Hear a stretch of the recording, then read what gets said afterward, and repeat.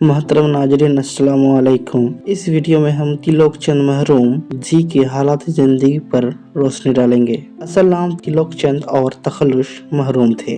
उनकी पैदाइश 1 जुलाई 1887 को म्याने वाली पाकिस्तान में हुई।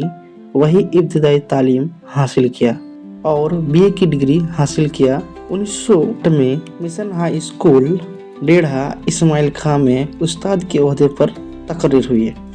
1944 से 1947 तक कार्डन कॉलेज रावलपिंडी में उर्दू फारसी के लेक्चरर रहे।